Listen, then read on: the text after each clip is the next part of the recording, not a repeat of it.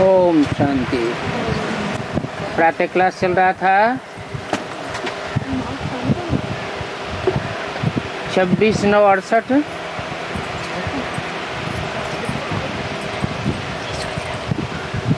Page 4 का आदि।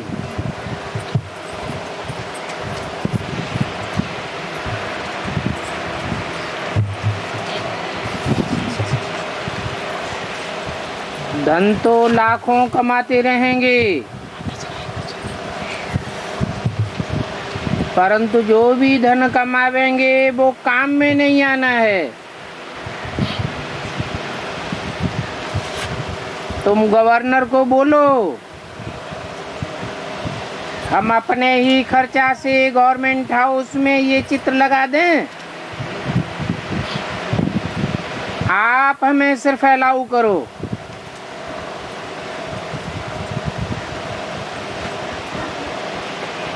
वो अलाउ करेंगे?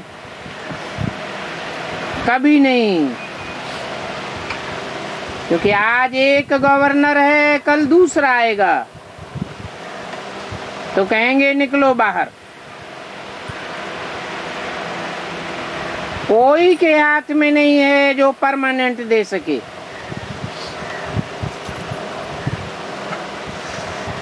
बाप तो कहते हैं गवर्नर हाउस को भी घिवराव डालो, परंतु वो अभी नहीं समझेंगे।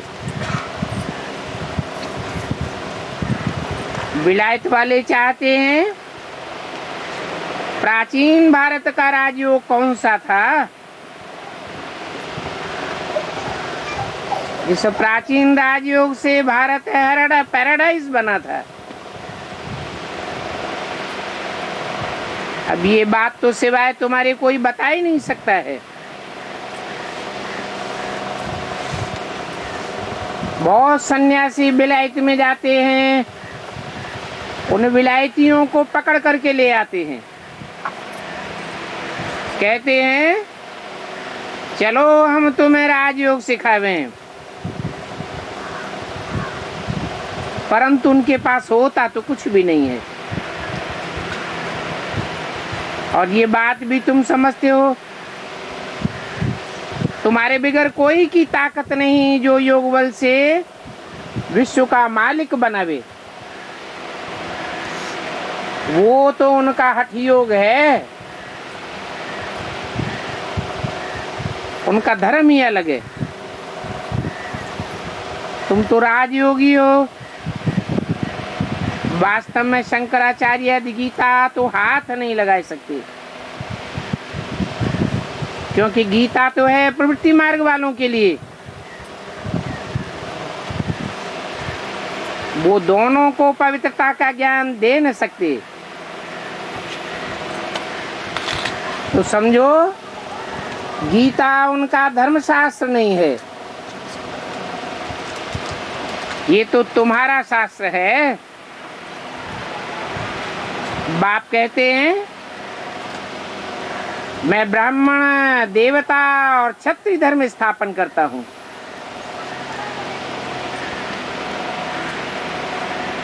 जो पक्के ब्राह्मण बनते हैं तो देवता बन जाते हैं, और जो ब्राह्मण पने में फेल हो जाते हैं वो क्षत्रिय धर्म में चले जाते हैं। ये भी कहते हैं कि आता मैं भारत में ही हूँ। ये भारत अविनाशी खंड है,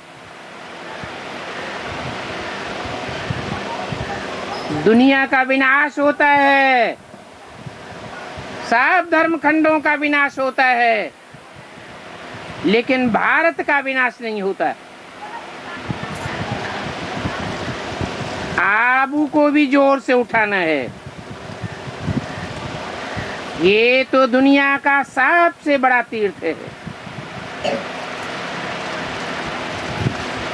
तीर किनारे को कहा जाता है, था स्थान को कहा जाता है, अर्थात ऐसा स्थान जो सारी दुनिया को एक किनारे लगाए देता, ठिकाने लगाए देता, सबकी बुद्धि एक ठिकाने लग जाती है, क्योंकि यहाँ भगवान आते हैं। आगे चल करके तुम फॉरेनर्स को भी दिखावेंगे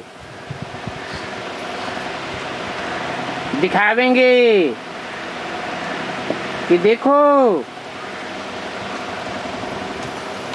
ये नीची अवस्था में तपस्या में बैठे हैं, इनकी ऊंची स्टेज में स्वर्ग की स्थापना होती है, जिसका यादगार दिलवाड़ा मंदिर बना हुआ है। नीचे कोठरियों में तपस्या में बैठे हैं, संपन्न स्टेज में स्वर्ग की यादगार ऊपर खड़ी हुई है। वो तो जड़ यादगार है, तुम बच्चे तो चैतन्य में बैठे हो।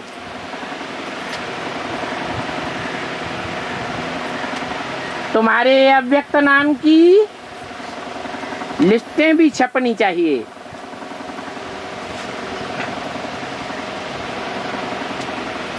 वो नाम तुम्हारे काम के आधार पर बनेगा।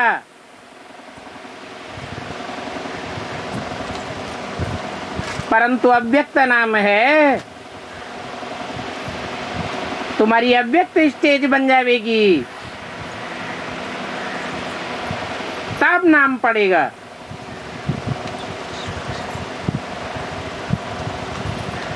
यज्ञ के आदि में तुम बच्चों का नाम बाबा ने कैसे बदली किया, ये भी बताना चाहिए। कितने रमणीक रमणीक नाम रखे थे।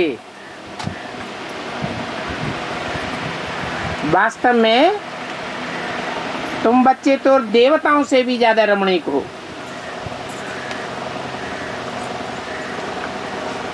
क्योंकि तुमको कल्याणकारी पुरुषोत्तम युग में बाप बैठ पढ़ाते हैं। सतयुग त्रेता में तो उतरती कला होती जाएगी, ये संगम युग तो चढ़ती कला का युग है, जहां तुमको बाप पढ़ाते हैं। पढ़ाने वाला ऊंच ते ऊंच बाप है।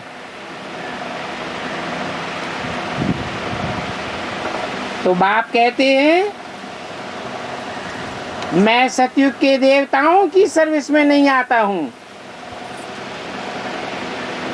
उनकी सेवा नहीं करता हूं, मैं तो तुम पतितों की सेवा में आता हूं। तो तुम बच्चों को बहुत खुशी होनी चाहिए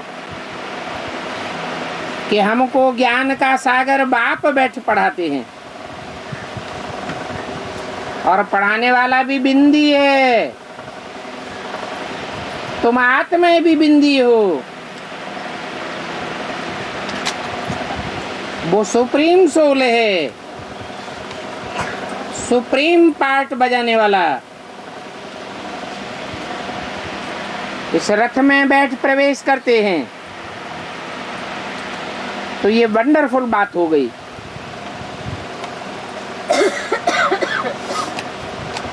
ये वंडरफुल चीज है आत्मा और परमात्मा। इस आत्मा में सारा 84 का पार्ट भरा हुआ है। कैसी वंडरफुल बातें हैं जो कोई की समझ में नहीं आ सकती। यह आत्मा कितना छोटा रिकॉर्ड है और कितना भारी पार्ट भरा हुआ है, और पार्ट भी अविनाशी है। वो रिकॉर्ड तो घिस जाते हैं, ये आत्मा तो कभी घिसती भी नहीं है, तो इसको कुदरत ही कहेंगे बस। और ये बातें एक बाप ही आकर के बताते हैं। वो ऊंच ते ऊंच बाप है, उनसे ऊपर तो कोई होता ही नहीं है। उनका पार्ट भी नुदा हुआ है जो कब खत्म होने वाला नहीं है। तुम बच्चों को ये बाप बैठ समझाते हैं, तो बच्चों को बहुत खुशी में रहना चाहिए। बाप को याद भी करना है और याद का रास्ता भी सभी को बताना है। तुम बच्चे कल्प कल्प जो पार्ट बजाते आए हो, वो पार्ट बजता ही रहता है। कल्प कल्प वो ही पार्ट बजेगा। Second by second drama service कराता रहता है। दुनिया के मनुष्यों को तो उस विराट ड्रामा का कोई भी पता नहीं है। वो तो सिर्फ कह देते हैं परमात्मा सर्वशक्तिवान है। बाप कहते हैं मेरे से तो ये ड्रामा सर्वशक्तिवान है, क्योंकि मैं भी इस ड्रामा के बंधन में बांधा हुआ हूं। मैं अपने समय पर ही आता हूं, आगे पीछे नहीं आ सकता। ड्रामा में आने की जब नूंद है तब ही आता हूं।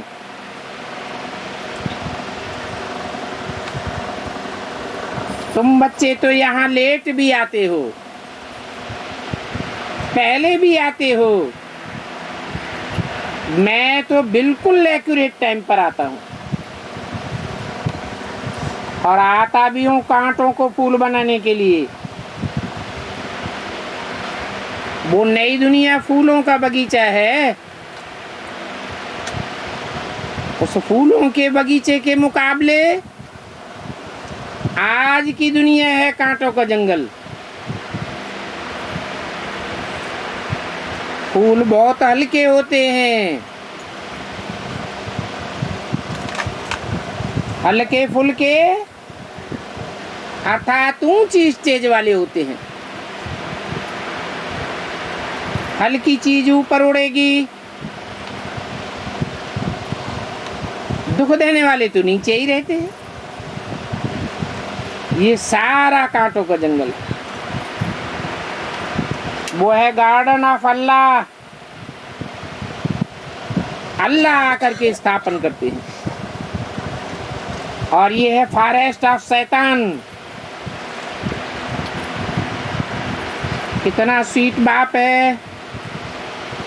बलिहारी उस शिव बाबा की है जो फूलों का बगीचा बनाते हैं। ड्रामा अनुसार उस बेहद के बाप के साथ ये मुकर्रर रथ भी है और ये भी कम नहीं है। तुम बच्चे जानते हो कि प्रजापिता तो जरूर चाहिए। 500-700 करोड़ मनुष्यों की प्रजा है, तो उनका बाप भी होगा। और अडॉप्टेड चिल्ड्रन से तुम सब बच्चे हो।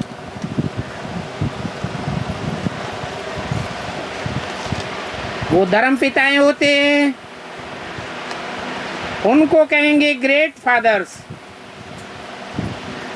परंतु ये तो हो गया ग्रेट ग्रेट ग्रैंडफादर।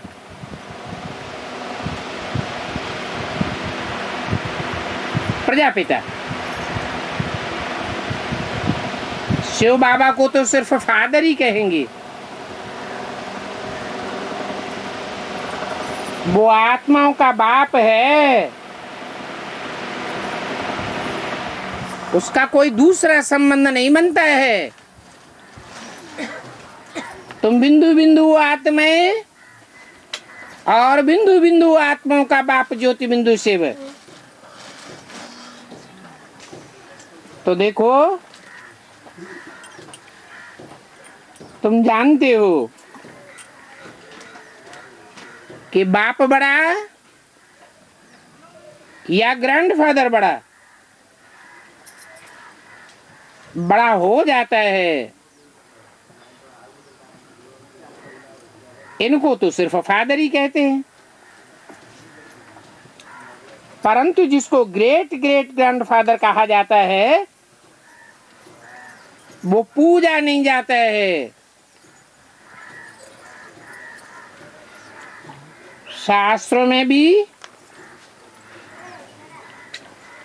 प्रजापिता दिखाते हैं, प्रजापिता की पूजा नहीं होती है। ये किसको भी पता नहीं है कि ये ब्रह्मा की आत्मा फिर जाकर के क्या बनती है। बाबा खुद ही कहते हैं, मैं जिसमें प्रवेश करता हूं वो नंबर 1 पतित है, फिर नंबर 1 पावन बनते हैं। गीता में तो श्री कृष्ण का नाम लिख दिया है। अभी कृष्ण तो बच्चा बुद्धि में बाप आकर राजयोग सिखावेगा क्या? वास्तव में कृष्ण द्वारा तुम्हें गीता सुनाता ही नहीं हूं। कृष्ण तो नई दुनिया का प्रिंस है, मैं तो नई दुनिया में नहीं आता हूं। मैं तो पुरानी दुनिया में आता हूं, नई बनाने के लिए। अच्छा, मीठे मीठे सिकिल दे रूहानी बच्चों को रूहानी बाप व दादा का याद प्यार गुड मॉर्निंग। रूहानी बच्चों को रूहानी बाप का नमस्ते। छोटा सा रात्रि क्लास है 26/9/68 का। सभी बच्चे अपनी अपनी कमाई कर रहे हैं, अपना अपना पुरुषार्थ कर रहे हैं और स्वदर्शन चक्रधारी बन करके बैठे हैं। स्व आत्मा को अपने बाप का ज्ञान हुआ है और बाप से सृष्टि चक्र का ज्ञान भी मिला हुआ है। ये मूल गुप्त बात है और इस बात में तुम्हारी खुशी भी गुप्त है। बाप भी गुप्त है, तुम्हारी आत्मा भी गुप्त है, तुम्हारी याद भी गुप्त है, पुरुषार्थ भी गुप्त है और तुम्हारी प्राप्ति भी गुप्त है। तुमको गुप्त ताकत मिल रही है बेहद के गुप्त बाप से, जिसके बल से तुम विश्व पर जीत पाते हो। बाप समझाते हैं, ये तो कल्प कल्प जीत पहनते हो। भारत का प्राचीन राजयोग बल गाया हुआ है, इसे योग कहो याद कहो, इसमें ही बल है। जितना जितना तुम बच्चे याद करते रहते हैं उतना उतना तुम्हारी आत्मा की कट निकलती रहती है। जानते हो याद से ही कट उतरेगी। ज्ञान तो बिल्कुल सहज है, बच्चे समझ गए हैं। हम सतो प्रधान से सतो रजो तमो में आए,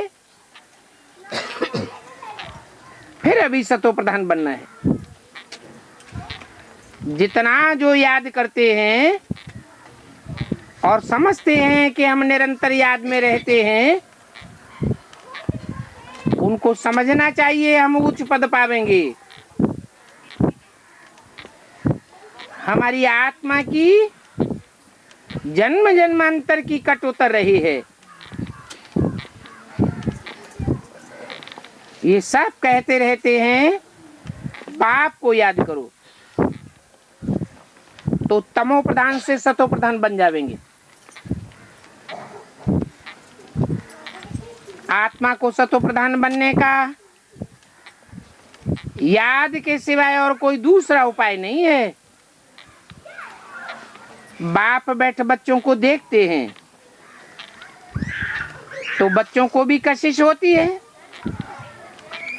क्योंकि जो चीज आंखों से देखी जाती है वो याद जरूर आती है। तुम बच्चे जानते हो बाप शांति का सागर है, ज्ञान का सागर है, प्रेम का सागर है। तो बच्चों की बोलचाल भी बड़ी रायल होनी चाहिए। तुम बच्चे ज्ञान का धन देते हो ना, ये ज्ञान के रतन हैं, इनका दान करने से बड़ी भारी कमाई होती है। तुम जहां जाते हो तुम्हारे मुख से ये ज्ञान रतन ही निकलते रहते हैं। जिन बातों से कोई को दुख हो, ऐसी कोई भी बात मुख से नहीं निकालनी चाहिए। मुख से पत्थर नहीं निकालना चाहिए। तुम तो ज्ञान सागर के बच्चे हो। कोई से भी बोलो बड़ा मीठा बोलो। बोलो शिव बाबा आया हुआ है, बाबा को याद करो तो तुम्हारे पाप कट जाएंगे। एक बाबा ही है जो पाप रहते हैं। इस दुनिया में आता है, पाप की दुनिया में पाप आत्माओं के बीच में आता है। उसको पाप की रिंचक मात्र लीक भी नहीं लगती, तो उसकी याद में बड़ी भारी कमाई है। तुम्हारे मुख से ये रतन निकलते हैं। बाप को याद करो तो विश्व के मालिक बन जाएंगे। घर में रहते हो वहां भी याद चाहिए।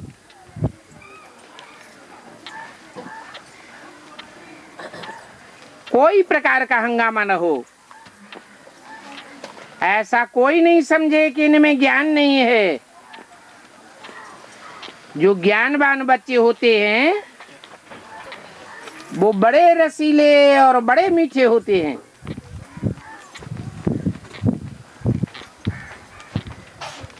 सतयुग में तो अपार सुख है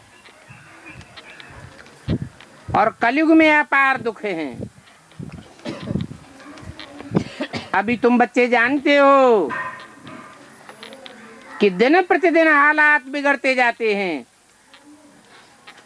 दुखों के पहाड़ गिरेंगे। भगवान बात समझाते रहते हो। अभी काम पर जीत पहनो तो जगत जीत बन जाएंगे। रास्ता बताते हो ऐसे बन सकते हैं, परंतु तुम इतना समझाते हो फिर भी विकारों पर जीत पहनते ही नहीं। ऐसी ऐसी छोटी छोटी बच्चियां बैठ समझाएं तो लोगों के ऊपर कुछ असर पड़े, क्योंकि ये छोटी छोटी बच्चियां महात्माएं होती हैं। इनमें कोई विकार नहीं है। बच्चों को महात्मा कहा जाता है। महात्माओं के मुख से सुनेंगे तो उनके ऊपर असर हो जाएगा। तुम जानते हो कि दुनिया में जो महात्माएं होते हैं, साधु संत आदि, उनसे ये बच्चियां ऊंचे हैं। इसलिए वो साधु संत आदि भी छोटी छोटी कन्याओं के पांव पूजते हैं। नौ दुर्गा पूजन में खास कन्याओं की पूजा करते हैं। तुम तो जानते हो, इन कन्याओं के द्वारा भगवान बाप ने सुखधाम की स्थापना की है। 5000 वर्ष हुए। फिर कैसे सीढ़ी नीचे उतरे, ये बात छोटी छोटी बच्चियां हड्डी बैठ समझावें। समझाते समय कोई भी प्रकार की मुझान नहीं हो।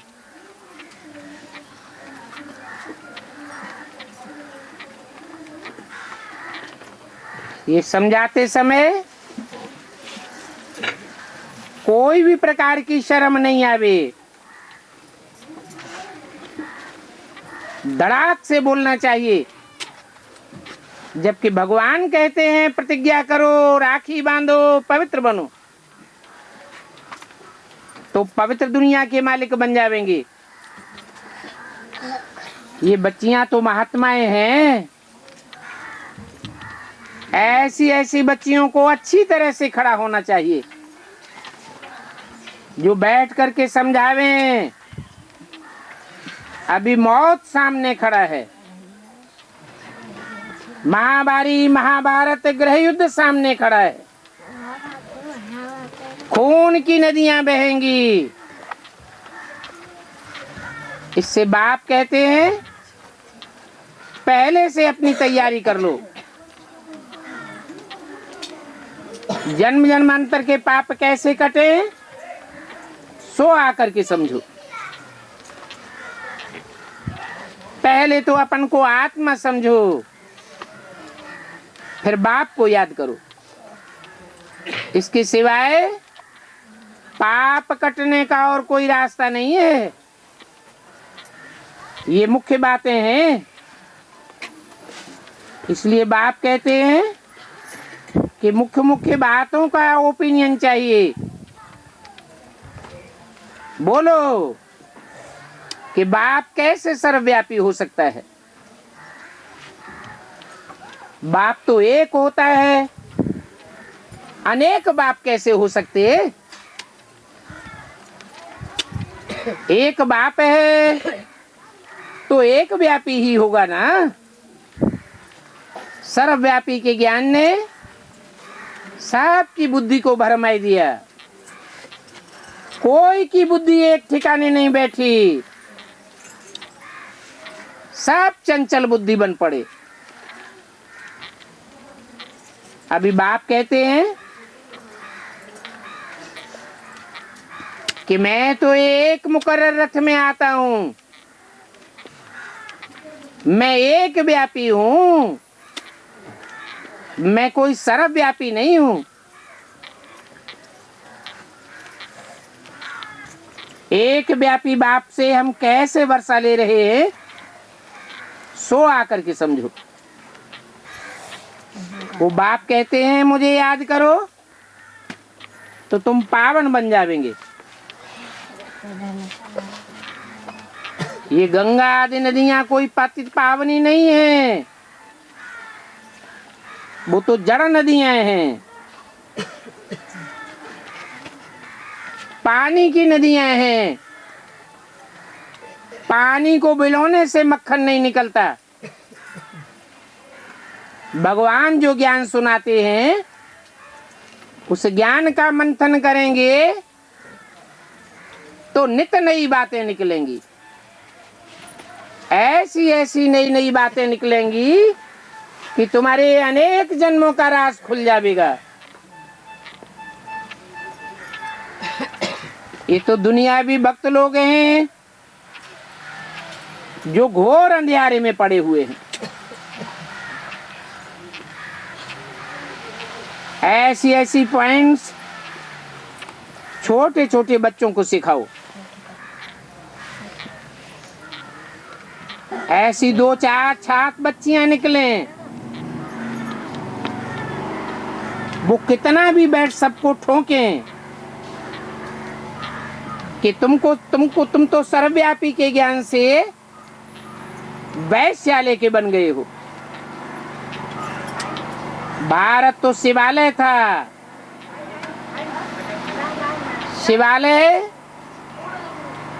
ये यादगार मंदिर है जो सारे भारत में बना हुआ है। मंदिर में जाकर के देखो, सब देवताएं बैठ करके एक की याद में बैठे हैं। तो एक की याद में मस्त बैठे हैं, एक ही बुद्धि में छाया हुआ है। अनेक व्यापी बाप कहाँ हुआ?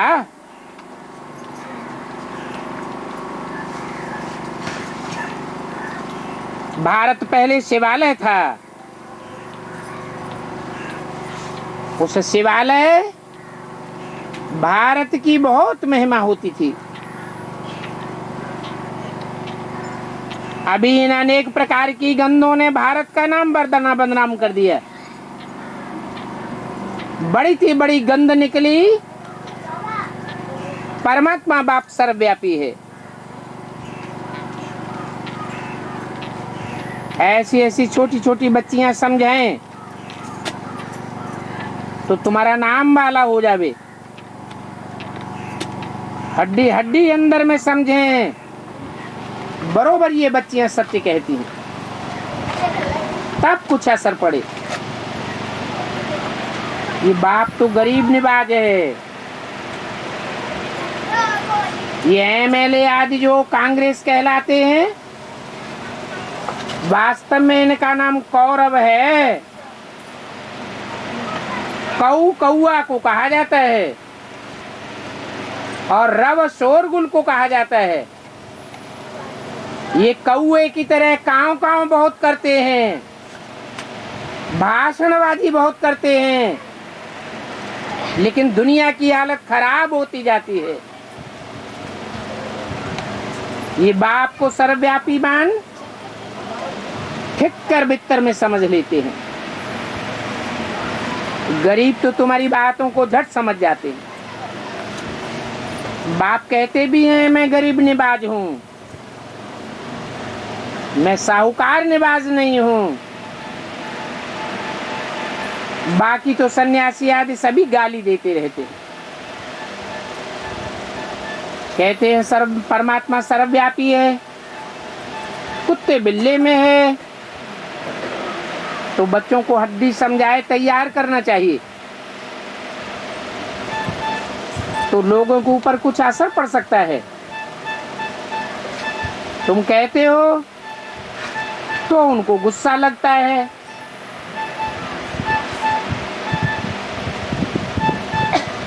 इनके सर पर तो मखमल का पादर पड़े तो उनकी बुद्धि में बैठे। तो छोटी छोटी बच्चियों को तैयार करो। अगर अच्छी रीति समझाया जाए तो बैठेगा। जैसे बाप समझाते हैं, सन्यासी घर बाहर छोड़ते हैं, स्त्री को विधवा बनाए देते हैं, बच्चों को आर्फन बनाए देते हैं। हाँ, ये तो है कि वो पवित्र बनते हैं, वो तो अच्छी बात है, परंतु अभी तो तमो प्रधान बुद्धि होने के कारण अंदर घुस पड़े हैं। पहले जंगलों में रहते थे। ऐसी ऐसी बातें ये कुमारियां समझावें। इन बातों में मेहनत करना अच्छा है, तो औरों को भी शर्म आवेगा। हाँ, शांति से धैर्य से बैठ समझावें तो ये कॉमन बात हो जाती है। अच्छी अच्छी फुर्त बच्चियां निकलें। कॉलेज आज में भी जाने वाली न हो। आजकल इन कॉलेजों आदि में भी क्या रखा है, ये कॉलेज आदि कहीं भी जाने लायक स्थान नहीं है। बच्चों की अवस्था तो बहुत अच्छी होनी चाहिए। 26/9/68 की वाणी का दूसरा पेज। ये पुरानी छीछी दुनिया, इस दुनिया से तो सबको वैराग दिलाना है। वैराग आवेगा तो बाप का ज्ञान बुद्धि में बैठेगा। अच्छी तरह से मनन चिंतन मंथन चलेगा। इस दुनिया में लागत लगी रहेगी तो ज्ञान की बातों में मंथन नहीं चल सकता। मंथन चलेगा तो बाप से वर्षा ले लेंगे। रत्नों को घिसा जाता है ना, तो ये भी तुम्हारे ज्ञान रत्न है, परंतु माया बड़ी जबरदस्त है। एकदम बच्चों को बेताला बनाए देती है। ये माया भी कोई कम नहीं है। बाप सर्वशक्तिवान है तो माया भी सर्वशक्तिवान है। तुम्हारी माया से बॉक्सिंग है।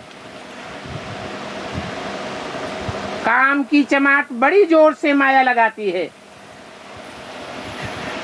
ऐसी चमाट लगाती है जो जोर से मार खा जाते हैं, हार खा लेते हैं।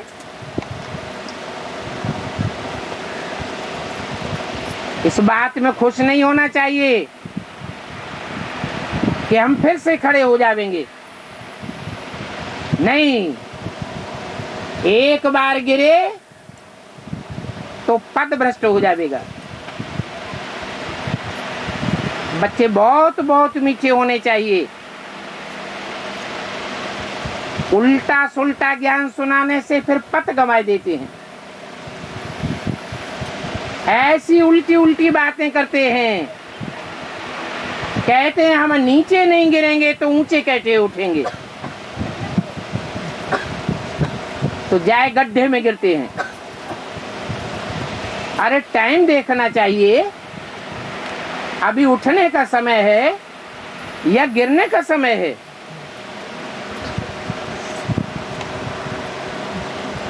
अभी संबंध जोड़ने का टाइम है या संबंध तोड़ने का टाइम है। तोड़ने के टाइम पर जोड़ना और जोड़ने के टाइम पर तोड़ना,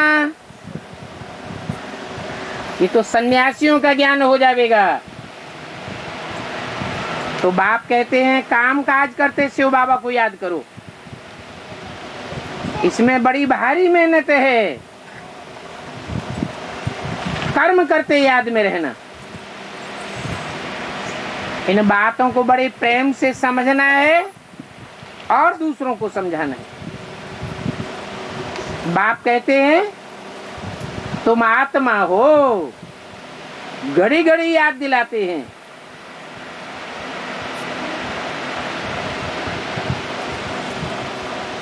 आत्मा तो हो, परंतु देह के जन्म लेते लेते, देह से सुख भोगते भोगते अपन को देह समझ बैठे, तो तुम नीचे गिर गए हो। देह मिट्टी को कहा जाता है। मिट्टी तो नीचे पड़ी रहती है। पहले तुम सुलटे थे, अब तुम उल्टे बन पड़े।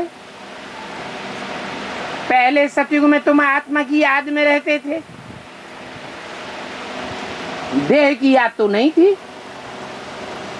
तब तुम सुलटे थे, अभी तो उल्टे बन पड़े। अभी बाप तुमको उल्टे से सुलटा बनाते हैं। कहते हैं देह को, देह के संबंधियों को और देह के पदार्थों को भूल जाओ, अपन को आत्मा समझो। ऐसे तुम समझेंगे तो तुम विश्व के मालिक बन जाएंगे। एक बाप ही है जो तुम बच्चों को देह अभिमानी से देही अभिमानी बनाते हैं।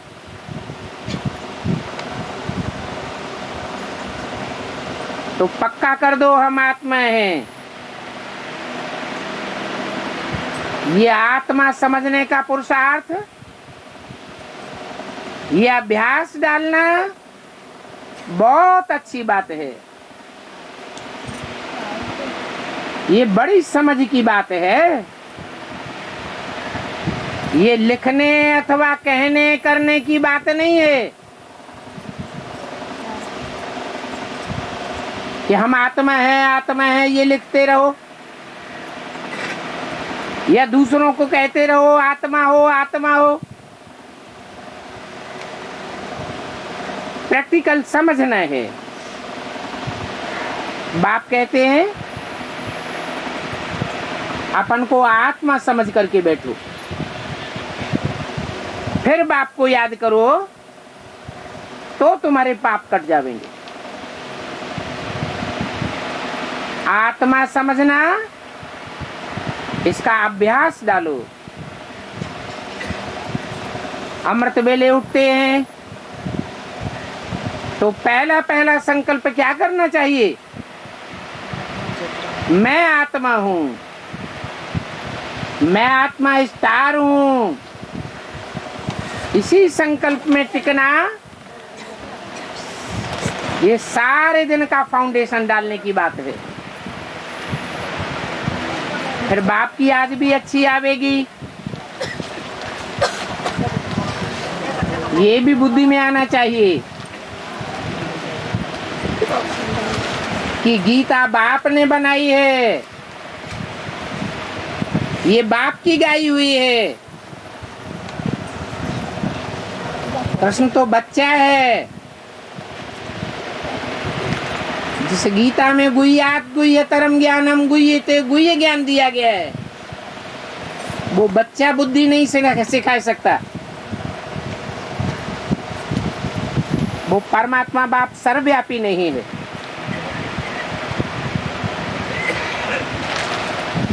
वो बाप विश्व का वर्षा देने वाला है। तो विश्व का वर्षा देने के लिए विश्व पिता में आता है। ऐसी ऐसी मुख्य बातें बड़े बड़े अक्षरों में लिखी हुई होनी चाहिए।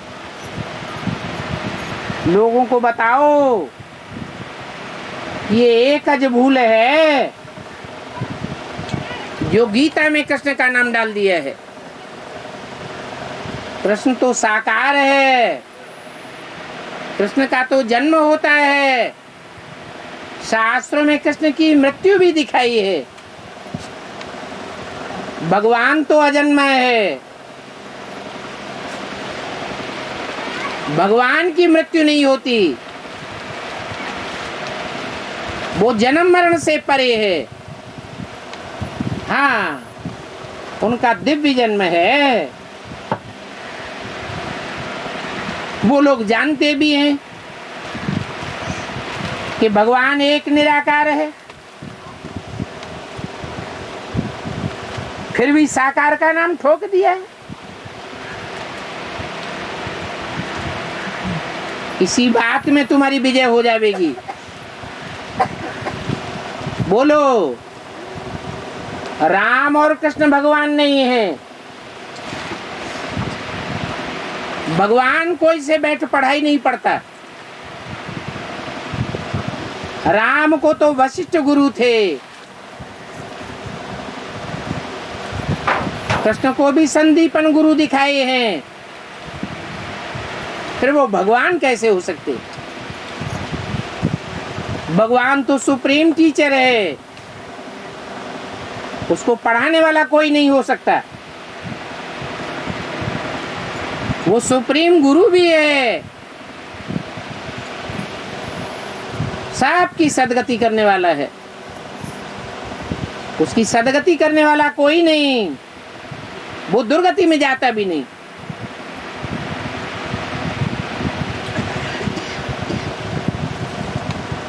फिर भी 84 जन्म लेने वाले कृष्ण का नाम ठोक दिया है। बोलो, ये संगम युग है, राइटियस युग, जबकि सारी दुनिया राइट रास्ते पर जाने के लिए बाध्य हो जाती है,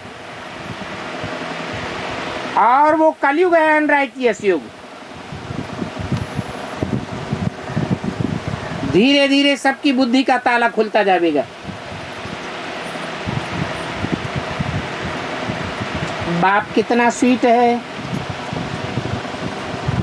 उन जैसी मीठी चीज और कोई दुनिया में होती नहीं है। तो फिर तुम बच्चों को भी ऐसा स्वीट बनना चाहिए। अच्छा, मीठे मीठे रूहानी बच्चों को रूहानी बाप व दादा का याद प्यार, गुड नाइट।